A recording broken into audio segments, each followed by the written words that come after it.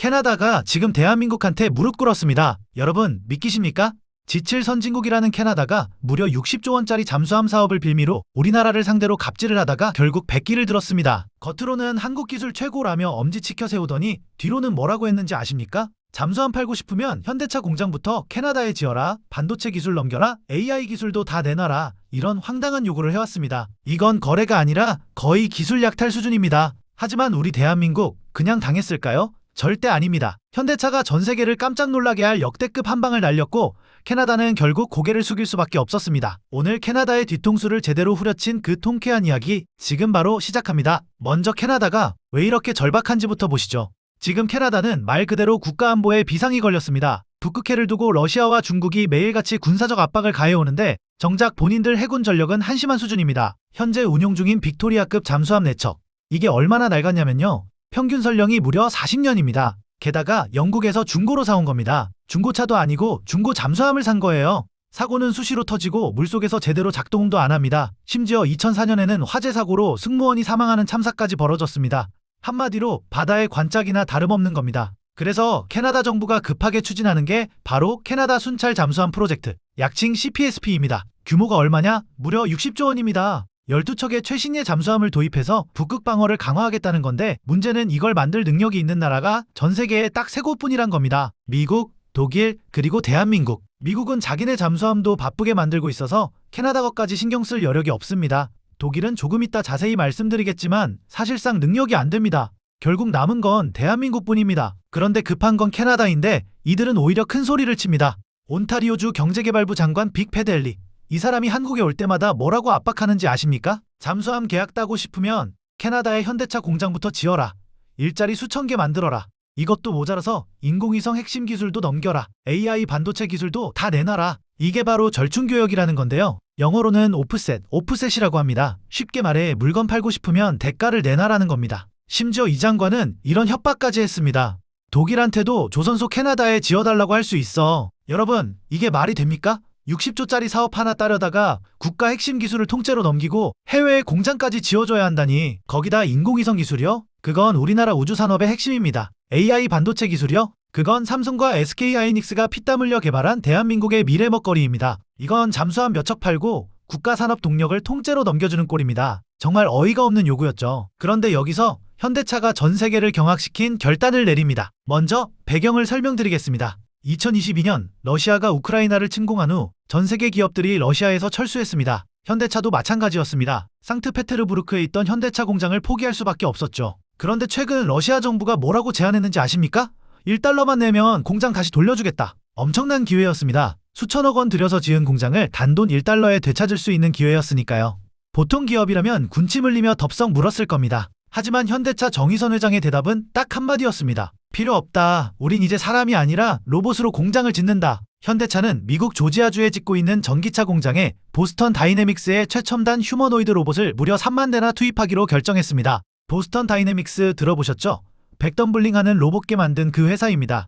현대차가 인수한 회사인데 이 회사의 휴머노이드 로봇 아틀라스는 이미 전 세계에서 가장 앞선 인간형 로봇입니다. 이 로봇들이 뭘 하느냐? 용접, 조립, 검수까지 자동차 제조의 모든 과정을 다 합니다. 사람이 할 일이 거의 없는 겁니다. 이게 무슨 의미냐고요? 인건비가 거의 제로에 가까워진다는 겁니다. 캐나다는 인건비가 비싸기로 악명 높습니다. 평균 시급이 우리 돈으로 2만 원이 넘습니다. 게다가 노조도 세계에서 손꼽히게 강합니다. 한번 파업 들어가면 몇 달씩 공장이 멈춥니다. 그런데 로봇은 어떻습니까?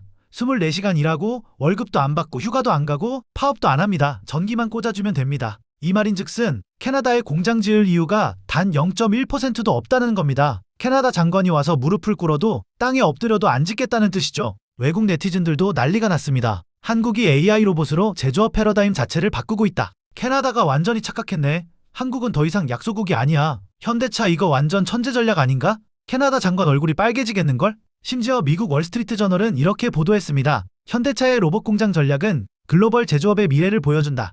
이제 공장은 인건비가 싼 나라가 아니라 기술력이 뛰어난 나라에 지어질 것이다. 캐나다 온타리오주 장관은 지금 뭐라고 할까요? 아마 이를 갈고 있을 겁니다. 자기가 믿었던 카드가 한순간에 휴지 조각이 됐으니까요. 그럼 캐나다가 믿는 또 다른 카드, 독일 카드는 어떨까요? 캐나다 장관은 큰 소리 쳤습니다. 독일한테도 조선소 캐나다에 지어달라고 할 수 있어. 하지만 외신과 군 전문가들은 지금 비웃고 있습니다. 왜냐고요? 독일이 최근에 무슨 일을 저질렀는지 아십니까? 노르웨이가 독일제 레오파르트 전차를 주문했습니다.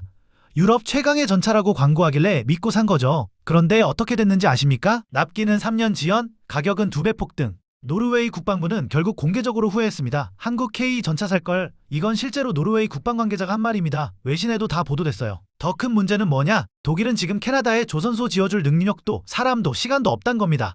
독일 조선업은 이미 몰락 직전입니다. HDW, TKMS 같은 회사들이 있긴 한데 이미 수주 물량이 넘쳐서 캐나다 것까지 받을 여력이 전혀 없습니다. 게다가 독일 조선업 기술자들은 대부분 은퇴했습니다. 젊은 인력은 거의 없어요. 설령 독일이 조선소를 캐나다에 지어준다 해도 언제 완공될지 모릅니다. 10년, 15년 그동안 캐나다는 뭘로 북극을 지킵니까? 반면 대한민국은 어떻습니까? 하나오션은 거제에 세계 최대 규모의 조선소를 보유하고 있습니다. 기술자만 수만 명입니다. 그리고 KSS III 장보고급 잠수함, 이건 전 세계가 인정하는 세계 최강 재래식 잠수함입니다. 미국 디펜스 뉴스는 이렇게 보도했습니다. 세계에서 약속된 날짜에 약속된 가격으로 세계 최강의 잠수함을 만들어낼 수 있는 나라는 오직 한국뿐이다. 블룸버그는 뭐라고 했는지 아십니까? 한국 방산은 이제 미국의 유일한 경쟁자다. 가격 대비 성능에서는 이미 미국을 뛰어넘었다. 결국 다급해진 건 누구일까요?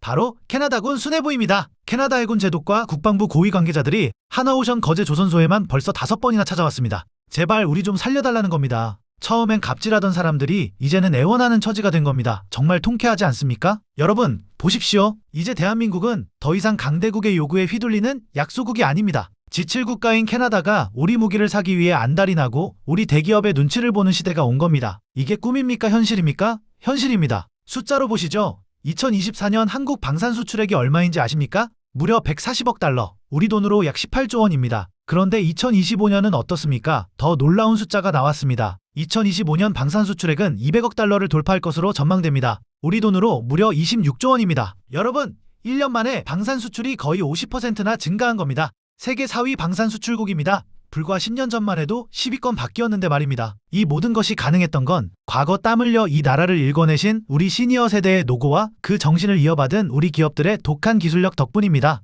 1960년대, 1970년대 우리 선배 세대들은 맨손으로 공장을 짓고 밤새워 용접을 하고 기술을 배웠습니다. 그때 흘린 땀이 지금 세계 최강의 조선 기술이 됐고 세계 최고의 방산 기술이 된 겁니다. 전 세계 무기 시장은 이제 미국과 한국, 이 투톱 체제로 재편되고 있습니다. 폴란드는 K2 전차와 K9 자주포를 수백 대씩 주문했습니다. 호주는 K9 자주포를 선택했습니다. 이집트는 K9 라이선스 생산까지 하고 있습니다. 루마니아, 에스토니아, 노르웨이도 줄 서서 한국제 무기를 사겠다고 합니다. 그리고 이제 캐나다까지. 캐나다가 아무리 배짱을 부려봐도 결국 고개 숙이고 찾아올 곳은 대한민국밖에 없습니다. 캐나다의 무리한 요구를 기술력 하나로 잠재워버린 현대차와 우리 방산기업들, 정말 자랑스럽지 않습니까? 여러분의 생각은 어떠신가요? 댓글로 뜨거운 응원 부탁드립니다. 구독과 좋아요는 대한민국을 알리는 큰 힘이 됩니다. 시청해주셔서 감사합니다.